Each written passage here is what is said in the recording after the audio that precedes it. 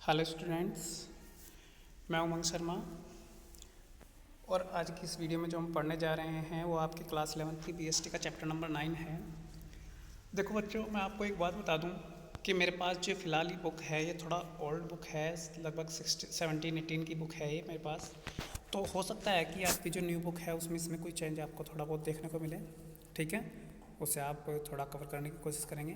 तो यहाँ पे आज जो आप चैप्टर नंबर पढ़ने जा रहे हैं वो चैप्टर नंबर 9 है, जिसका नाम है इंटरनल ट्रेड, ठीक है ना।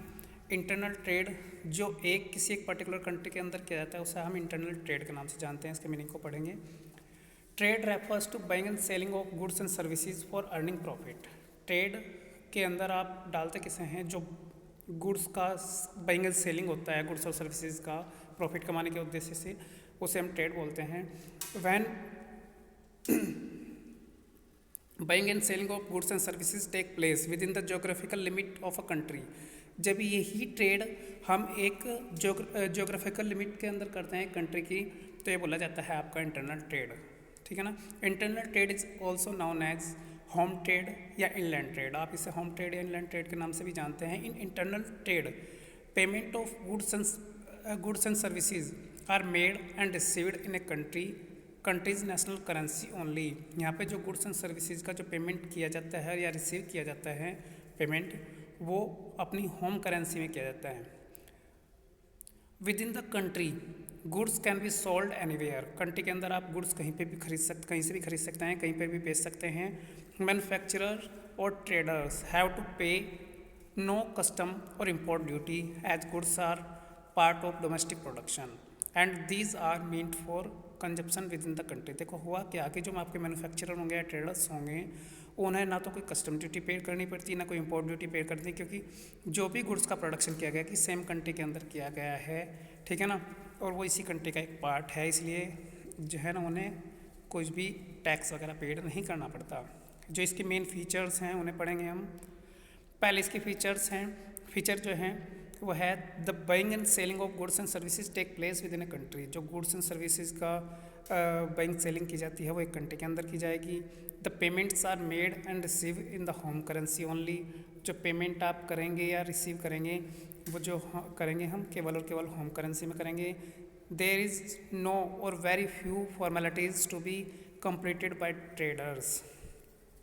बहुत कम फॉर्मेलिटीज़ या ना के बराबर फॉर्मेलिटीज़ हम बोल रहे हैं तो ऐसी होती हैं जो ट्रेडर्स को कंप्लीट करनी होती हैं, ठीक है ना। Various local modes of transport can be used for transfer of goods and services. Goods and services को एक जगह से दूसरी जगह ट्रांसफ़र करने के लिए हम क्या कर सकते हैं, जो लोकल मोड्स होंगे उनका इस्तेमाल कर सकते हैं। अब देखो इस डायग्राम में देखेंगे, अगर हम इसके टाइप ऑफ इंटरनल ट्रेड के बारे में बात करें तो दो तरीके के इंटरनल ट्रेड होते हैं आपके, एक होलसेल ट्रेड, एक आपका रिटेल ट्रेड, ठीक है ना। यहाँ पे हम थोड़ा जो है ना होलसेल ट्रेड को कवर करने की कोशिश करेंगे। तो देखो बच्चों होलसेल ट्रेड होता क्या है। Wholesale trade refers to trade in which goods are sold in large quantities, ठीक है ना। जहाँ पे लार्ज क्वांटिटी में हम गुड्स को खरीदते और बेचते हैं उसे हम होलसेल ट्रेड बोलते हैं। द पर्सन वो carry on wholesale trade is known as wholesaler. जो होलसेल ट्रेड को चलाता है होलसेलर बोला जाता है। Wholesaler buys the goods directly from the manufacturer in bulk, ठीक है ना, and sell them small lot to retailers, ठीक है ना। इसने कहा है कि जो होलसेलर होगा वो गुड्स एक बड़ी मात्रा में, ठीक है ना, बल्क साइज बोलते हैं, बड़ी मात्रा को मैन्युफैक्चरर से खरीदता है और उन्हें जो रिटेलर होंगे उन्हें थोड़ा थोड़ा टुकड़ों में बेचता है। देखिए, ठीक है ना। The wholesaler act as a middle man between manufacturer and retailer. Manufacturer और रिटेलर के बीच एक मिडिल मैन का काम करने का काम कौन करता है, एक होलसेलर करता है। होलसेलर की हम थोड़ी फीचर्स देखने की कोशिश करेंगे। फीचर्स देखेंगे, the wholesaler act as a link between the producer and retailer. Producer और रिटेलर के बीच एक लिंक का काम करता है ये। Wholesaler deals with large quantities of goods. जो गुड्स की लार्ज क्वांटिटी में डील करने का काम होलसेलर करता है। Wholesaler is generally specialise in one line of product, for example stationery, food grain, CTC। जो होलसेलर होता है मोस्टली क्या करता है कि एक लाइन के प्रोडक्ट यूज़ करता है, ठीक है ना, सिंगल लाइन प्रोडक्ट, चाहे वो कोई सा भी है, फूड ग्रेन है, स्टेशनरी है। Wholesaler invest large amount of capital in maintaining stock of goods. ये क्या करता है कि कैपिटल की लार्ज अमाउंट इसके पास होनी चाहिए ताकि गुड्स का एक बड़ा स्टॉक अपने पास मैनेज रख सके। Wholesaler generally sell goods in small lot of retailers generally does not sell to the ultimate customer. ये डायरेक्ट कस्टमर्स को गुड्स ना बेच करके क्या करता है, रिटेलर्स को गुड्स बेचता है, ठीक है ना। Generally the margin of profit of wholesaler is low. ज़्यादातर जो होगा होल सेलर्स का जो प्रॉफिट मार्जिन होगा वो लो होगा। Wholesaler is the first intermediary in the distribution chain. ये डिस्ट्रीब्यूशन चैन का आपका पहला जो है ना इंटरमीडिएटरी होता है, यानी कि बिचौलिया का जो होगा पहला काम होगा। देखो बच्चों, यहाँ पे हम देखते हैं services of the wholesaler. Wholesaler की जो सर्विस होती है वो किसके लिए होती है? Services to manufacturer. मैन्युफैक्चरर को क्या सर्विस प्रोवाइड कराता है? Economies of scale. किस तरीके से उनकी इकोनॉमी के लिए लाभदायक बने गए? Economies of scale refers to benefit of operating a large scale. एक बड़े स्केल पर ये गुड्स को खरीदता है, ठीक है ना, और जो है ना रिटेलर्स को बेचता है। तो जितना पैसा वो गुड्स एक परचेज करेगा, होगा क्या कि जो फर्म होंगी, जो मैन्युफैक्चरर होंगे, उतना ही पैसा उनके पास इकट्ठा हो जाएगा। तो उन्हें एक तरीके से जो है ना उनकी इकोनॉमी में हेल्प मिलेगी, अपनी अर्थव्यवस्था को संभालने में कंपनी की, फर्म की उन्हें हेल्प मिलती है। Wholesaler help the manufacturer to avail the benefit of large scale operation as they buy goods in large quantity. क्योंकि उनसे लार्ज क्वांटिटी में गुड्स खरीदता है तो होगा क्या कि उनके पास जो है ना बड़ी क्वांटिटी में गुड्स जाएगा, तो इतना ही गुड्स का प्रोडक्शन वो कर सकते हैं। Sales promotion. Wholesaler employ a sale force to reach retailer located in the far corner of the country. अब मैन्युफैक्चरर ने गुड्स का प्रोडक्शन तो कर दिया, लेकिन होल सेलर क्या करता है, उनसे वहाँ से गुड्स को लेकर के और उन्हें जो कॉर्नर टू कॉर्नर गली गली में बैठे हुए जो रिटेलर्स हैं उन तक पहुँचाने का काम होल सेलर करता है। तो the sales person of the wholesaler perform the task of persuading the retailers to display and sell the goods at their retailer outlets. ये क्या करता है कि एक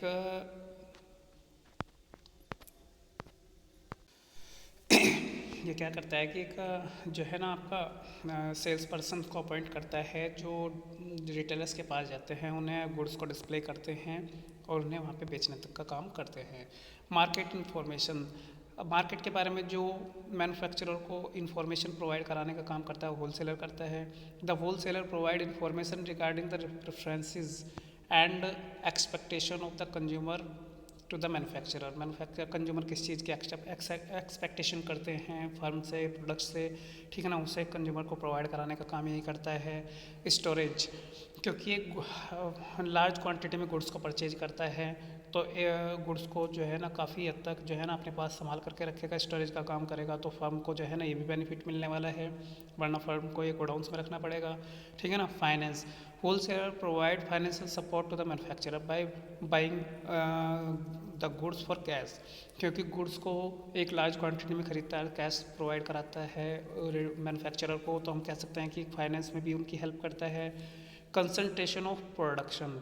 अब मैन्युफैक्चरर होगा क्या, बेचने का काम उसने किसे दे दिया, होल सेलर को दे दिया, तो एक काम उससे चलेगा। तो अब उसे सारा का सारा कंसंट्रेशन कहाँ पे बना के रखना है, केवल और केवल जो है ना उसे प्रोडक्शन पर बनाना है, ठीक है ना। प्राइस स्टेबिलिटी, ठीक है ना। By maintaining large stock of goods the wholesaler can regulate the supply of goods. क्योंकि अपने पास एक बड़ी क्वांटिटी में जो है ना गुड्स को जो संभाल के रख सकता है होल सेलर रखता है, तो क्या होगा कि ये गुड्स की सप्लाई टाइम टू टाइम करता रहेगा, ठीक है ना। If goods are shortage and demand more than the stock are cleared from godowns. इसने कहा है कि अगर डिमांड ज़्यादा है और गुड्स की शॉर्टेज ऊपर से कम आ रही है तो ये क्या करेगा, अपने गोडाउन से गुड्स को निकाल करके सप्लाई करेगा। If goods are not demanded then goods can be stored in the godown. अगर गुड्स की डिमांड कम है और सप्लाई ज़्यादा है तो उसे अपने पास स्टोर में संभाल करके रखेगा। By regulating the supply the wholesaler can stabilize the price of goods. और इसी तरीके से वो अपने गुड्स के प्राइस को स्टेबल रखने में हेल्प कर सकता है। अब हम बात करेंगे रिटेलर्स को वो क्या क्या सर्विसेज प्रोवाइड कराने का काम करेगा। तो देखो बच्चों, services to retailer variety. Retailer क्या चाहिएगा, रिटेलर देखेगा कि वो क्योंकि होल सेलर से कम क्वांटिटी में गुड्स को खरीदता है तो उसे एक तरीके की एक ही गुड्स की अलग अलग वैरायटीज़ उसे चाहिएंगी। वो अलग अलग वैरायटी का गुड्स अपने जो रिटेलर्स को प्रोवाइड कराने का काम करेगा ये, ठीक है ना।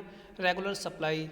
जो अगर हम बात करें रिटेलर को रेगुलर सप्लाई चाहिए होगी, अगर फर्म से गुड शॉर्टेज है या सप्लाई ज़्यादा है उससे फ़र्क ना पड़े तो ये अपने गोडाउन से गुड्स को जो है ना गुड्स की रेगुलर सप्लाई रिटेलर्स को प्रोवाइड कराने का काम करता है। कई बार क्या करता है कि ये जो रिटेलर्स को है उधार गुड्स देना, ठीक है ना, इस तरीके का काम भी करता है। तो एक तरीके से हम बोलेंगे कि फाइनेंशियल सपोर्ट भी देता है। रिस्क बियरिंग, जो रिटेलर्स होंगे अगर उनके पास फैशन आउट होने की वजह से, टेक्नोलॉजी जाने की वजह से अगर किसी गुड्स की शॉर्टेज नहीं बिकता कोई गुड्स, तो उस रिस्क को भी बियर करने का काम होलसेलर ही करता है। Information about new product, retailers को जो नया प्रोडक्ट मार्केट में आने वाला है उसके बारे में इंफॉर्मेशन प्रोवाइड कराने का काम यही करता है। Transportation facility, retailer goods purchase करके जा तो रहे हैं लेकिन रिटेलर्स अपने जो प्लेस तक जो है ना गुड्स को कैसे लेकर के जाएंगे, उन्हें ट्रांसपोर्टेशन फैसिलिटी प्रोवाइड कराने का काम यही करता है। पब्लिसिटी, जो wholesaler advice the brand and goods kept with them, wholesaler जो होंगे जो ब्रांड्स के होंगे गुड्स वगैरह अपने पास रखते हैं, such publicity help the retailer to also, तो उनकी पब्लिसिटी भी वो करते हैं क्योंकि जो ब्रांड उनके पास रखा हुआ है उसकी पब्लिसिटी का काम यही करेंगे जी। अब लेकिन कंज्यूमर को बेचेगा नहीं, कंज्यूमर को बेचेगा रिटेलर, तो एक तरीके से हम बोलेंगे कि गुड्स की पब्लिसिटी वो कर रहा है, लेकिन वो हेल्प किससे मिल रही है, वो हेल्प मिलने वाली है यहाँ पे रिटेलर को। असिस्टेंस होगी किसी तरीके की सहायता, wholesaler assist the small retailer by advising them to matter like quantity of product, technique, use of product, method of using the product, इस तरीके के अनेक जो असिस्टेंस प्रोवाइड कराता है रिटेलर्स को। इकोनॉमीज ऑफ स्केल, अब देखो अगर रिटेलर गुड्स की रेगुलर सप्लाई चाहता है तो उसे क्या करना पड़ेगा, अपने पास गुड्स को ज़्यादा क्वांटिटी में संभाल करके रखना पड़ेगा, लेकिन वो काम कौन कर रहा है, होलसेलर, यानी कि हम कह सकते हैं कि ज़्यादा क्वांटिटी में गुड्स ना खरीदते हुए भी रिटेलर क्या कर सकते हैं, अपने छोटे दुकानों को चला सकते हैं। इसलिए ये भी हेल्प प्रोवाइड कराने का काम रिटेलर को होलसेलर ही करते हैं। इसे आप ध्यान से पढ़ेंगे, ठीक है बच्चों। Okay, thank you.